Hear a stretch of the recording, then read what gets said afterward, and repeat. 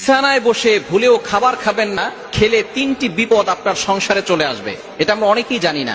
বিছানায় যেখানে আমরা ঘুমাই, যেখানে স্বামী স্ত্রী একসাথে থাকে, একসাথে মিলন করে, এই জায়গাগুলোতে আপনি কখনো খাবার খাবেন না, তাহলে আপনি বিপদে পড়ে যাবেন, কারণ শয়তানের বদনজর লেগে যায়। বিছানায় যেখানে আমরা রেস্ট করি, যেখানে আমরা শুয়ে থাকি, স্বামী স্ত্রী একসাথে ঘুমায়, একসাথে একেবারে বিশেষ সময় পার করে, এই সময়টা কিন্তু জিন জাতি কিন্তু আমাদের সব জায়গায় থাকে। এই বিছানায় যখন আপনি খাবার খাবেন, তখন জিনদের বদনজর আপনার লেগে যেতে পারে। এক নাম্বার যে সমস্যা হবে সেটাই হচ্ছে আপনি জিনদের সমস্যার ভিতরে পড়ে যাবেন, আপনার রিজিকের ভিতরে বরকত কমে যাবে। আপনি জিনদের বদনজর যখন লেগে যাবে, তখন কিন্তু বদনজর পড়ার কারণে আপনার রিজিকের ভিতরে বরকত কমে যাবে, রিজিকের ভিতরে কোনো বরকত থাকবে না। এজন্য অবশ্যই যদি রিজিকে বরকত পেতে চান, আপনি বিছানায় খাবার খাবেন না। নবীজি সাল্লাল্লাহু আলাইহি সাল্লাম কখনো বিছানায় খাবার খেতেন না। নবীজি সাল্লাল্লাহু আলাইহি সাল্লাম দস্তরখানা বিছিয়ে খাবার খেতেন, এবং যেই ঘরে ঘুমাতেন সেই ঘরে তিনি খাবার খেতেন না।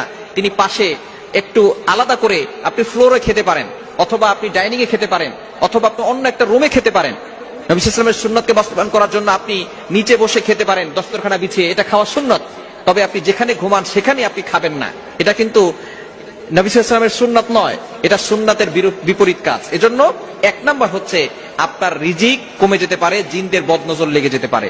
দুই নাম্বার হচ্ছে যে যারা বিছানায় বসে খাবার খায়, তাদের অসুস্থতা সব সময় লেগে থাকে, অসুস্থতা কখনো যায় না। জিনের বদনজর লেগে থাকে, একবার স্ত্রী অসুস্থ হয়, একবার স্বামী অসুস্থ হয়, একবার সন্তান অসুস্থ হয়, একের পর এক অসুস্থতা লেগেই থাকে, তারা কখনো সুস্থ হয় না। সুতরাং এটা নজর লাগার কারণে তারা অসুস্থ হয়ে যায়। এই অসুস্থতা কিন্তু সাধারণত দেখা যাচ্ছে যে আপনার চিকিৎসার মাধ্যমে সারে না। অনেকে দেখবেন মারাত্মক ধরনের অসুস্থ, বিছানা থেকে উঠতে পারতেছে না, অনেক টেস্ট করাচ্ছে, কিন্তু কোনো ধরনের কোনো টেস্টে পরীক্ষা পাচ্ছে না, ডাক্তার কোনো রোগই ধরতে পারতেছে না, কোনো রোগই নাই। এগুলো হচ্ছে বদনজরের সমস্যা। জিনের সমস্যার কারণে কোনো রোগ ধরা পড়ে না, কিন্তু আপনি অসুস্থ, আপনি উঠতে পারতেছেন না, উঠলে বসতে পারতেছেন না।